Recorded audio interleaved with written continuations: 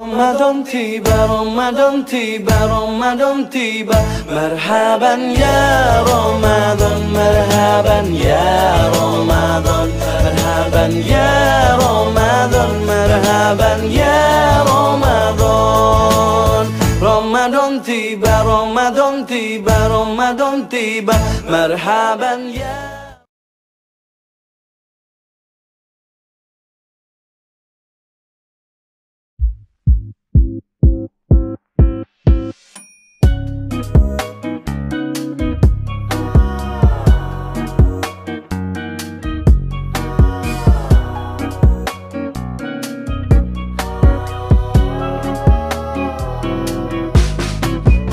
Spent all of our time outside all day, doing whatever we like our way. Didn't need a wall to build a new space. Assalamualaikum warahmatullahi wabarakatuh. Saya Afifah Madinah Kirani akan menjelaskan materi pertama tentang konsep dasar struktur modal. Yang pertama, kita akan belajar tentang pengertian struktur modal. Struktur modal adalah suatu pembiayaan permanen yang terdiri atas modal utang dan modal sendiri. Modal itu berguna untuk apa sih? Modal berguna untuk pembiayaan perusahaan. Ketika perusahaan ingin mengembangkan usahanya, maka modal yang digunakan relatif besar. Maka dari itu perlu berbagai sumber yang digunakan untuk memenuhi modal perusahaan. Yang kedua, ada komponen dasar struktur modal. Komponen dasar struktur modal terdiri atas modal utang dan modal sendiri. Nah, yang pertama modal utang. Modal utang terdiri atas utang jangka panjang dan utang jangka pendek. Utang jangka panjang lebih dominan di sini karena biasanya jumlahnya lebih besar. Nah, utang jangka panjang itu apa sih? Utang jangka panjang itu merupakan suatu pembiayaan jangka panjang yang biasanya jatuh tempo antara 5 sampai 20 tahun. Utang jangka panjang ini contohnya adalah utang hipotek, yaitu utang dengan jaminan benda-benda yang tidak bergerak seperti bangunan, tanah. Selanjutnya ada obligasi. Obligasi merupakan suatu penjualan surat-surat berharga. Selanjutnya modal sendiri. Modal sendiri terdiri atas saham-saham dan laba ditahan. Saham-saham ini terdiri atas saham biasa dan saham preferred. Saham preferred merupakan saham yang lebih istimewa karena jumlahnya lebih sedikit dan pemiliknya mempunyai hak istimewa. Biasanya saham preferred ini dijual dengan harga yang lebih tinggi. Selain itu, ada saham biasa. Saham biasa biasanya disebut sebagai nilai residual karena saham biasa ini akan dibagikan setelah laba digunakan untuk memenuhi pendapatan dan beban pendapatan dan operasional lainnya seperti pembagian ke saham preferred terlebih dahulu baru masuk ke pemegang saham biasa. Nah, selanjutnya ada laba ditahan. Laba ditahan ini bisa dibagikan setiap tahun atau ditahan di perusahaan tersebut, tergantung rapat umum pemegang saham. Yang ketiga, ada keputusan pendanaan struktur modal. Keputusan pendanaan ini harus dilakukan secara optimal oleh seorang manajer. Manajer harus menentukan kombinasi antara modal utang dan modal sendiri untuk mencapai harga saham maksimum. Manajer harus menentukan kombinasi tersebut sesuai dengan visi misi dan tujuan perusahaan. Karena kita mengetahui bahwa modal utang dan modal sendiri mempunyai kelebihan dan kekurangan masing-masing.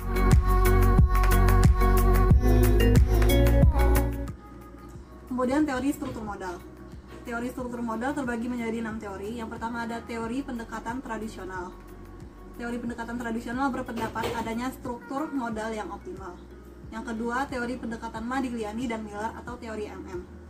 Mereka berpendapat bahwa struktur modal tidak relevan atau tidak mempengaruhi nilai perusahaan dengan asumsi yang pertama, tidak terdapat agensi kos, yang kedua, tidak terdapat pajak, yang ketiga, investor dapat berutang dengan tingkat bunga yang sama dengan perusahaan, yang keempat, investor mempunyai informasi yang sama dengan manajemen, yang kelima, tidak adanya biaya kebangkrutan, yang keenam, EBIT tidak dipengaruhi utang, yang ketujuh, jika terjadi kebangkrutan, aset dapat dijual pada harga pasar. Kemudian yang ketiga ada teori trade-off. Pada teori trade-off, dalam menentukan struktur modal terdapat beberapa faktor, antara lain pajak, agensi kos, dan biaya kesulitan keuangan. Teori keempat ada teori pecking order.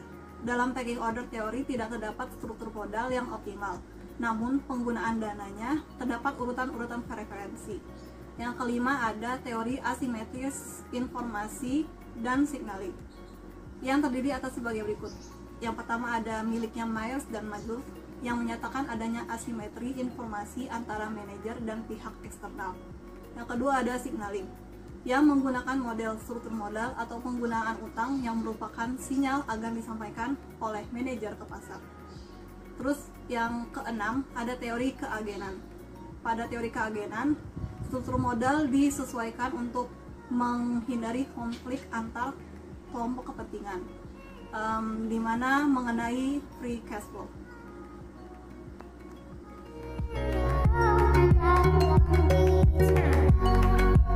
Saya akan menjelaskan materi tentang biaya modal. Pengertian biaya modal.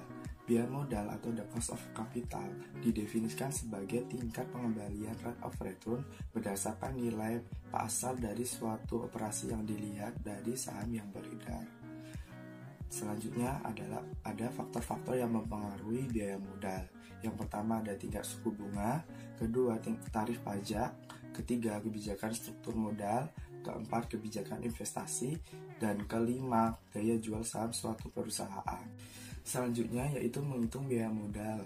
Beberapa elemen dari modal merupakan komponen biaya yang dapat diidentifikasi melalui KI, biaya utang sebelum dikenakan pajak, KD, biaya utang setelah pajak, KP, biaya saham preferensi, KS, biaya untuk menghasilkan laba ditahan, KC, biaya untuk pendanaan dari luar korporasi, KO, biaya modal total korporasi atau weighted average cost of capital. Selanjutnya ada 5 perhitungan biaya modal. Yang pertama, biaya modal ekuitas. Biaya modal ekuitas atau biaya modal saham biasa secara umum akan mengulas tingkat pengembalian saham biasa korporasi terutama dari setiap calon investor. Yang kedua, biaya surat utang.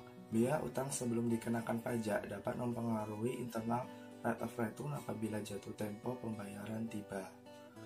Dilihat dari arus kas utang. Yang ketiga, ada biaya saham preferen. Biaya modal dari saham preferen merupakan fungsi dari besarnya dividen yang ditentukan karena saham preferen tidak memiliki jatuh tempo. Yang keempat, biaya untuk menghasilkan laba ditahan. Biaya untuk menghasilkan laba ditahan tidak berhubungan langsung dengan biaya dari saham biasa, tetapi berkaitan dengan biaya permodalan yang menciptakan laba. Yang kelima, rata-rata tertimbang biaya modal.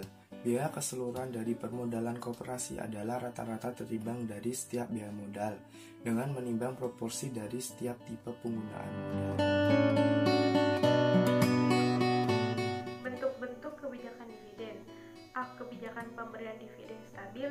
B. Kebijakan dividen yang meningkat. C. Kebijakan dividen dengan rasio yang konstan. D. Kebijakan pemberian dividen reguler yang rendah ditambah ekstra.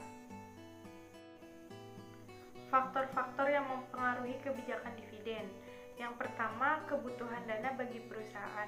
Yang kedua, likuiditas perusahaan. Yang ketiga, kemampuan untuk meminjam. Yang keempat, pembatasan dalam perjanjian utang. Yang kelima, pengendalian perusahaan. Yang keenam, tingkat ekspansi aktiva.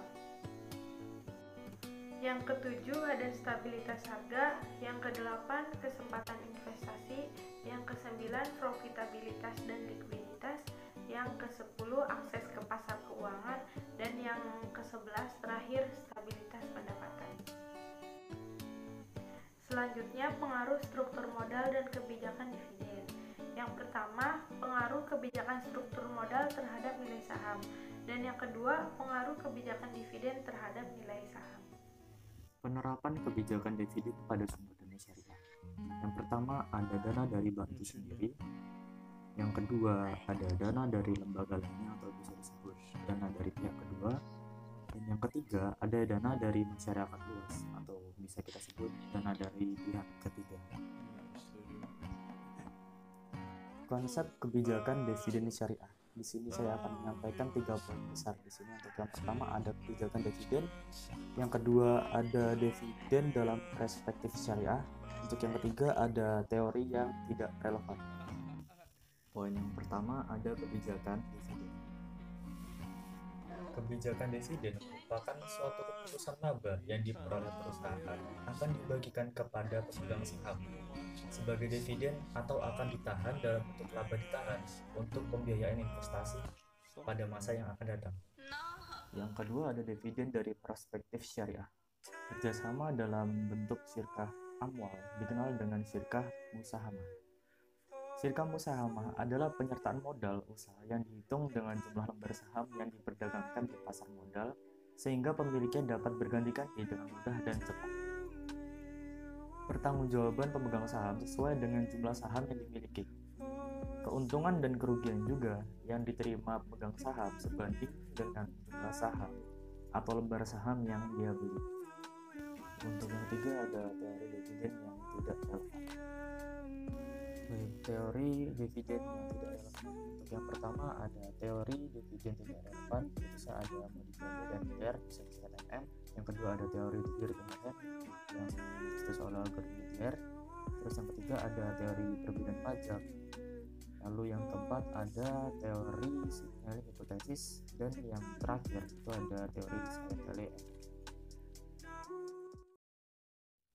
Baik, cukup sekian dari kami. Apabila ada kata-kata yang salah, mohon dimaafkan. Wabillahi taufiq wal hidayah. Wassalamualaikum warahmatullahi wabarakatuh. Sebelum itu, kalau semisal ada yang perlu tanyakan, silahkan tanya di kolom komentar ya. 12 in the morning, pop shells for a living and berry gon' smell blood trail every minute. Rogue wave and you niggas no fair. When I hit 'em every time I see it big, I don't hesitate to kill 'em. Ain't nobody give a fuck about a rule. Either get diplomas or a tool. I'm a cool with my younger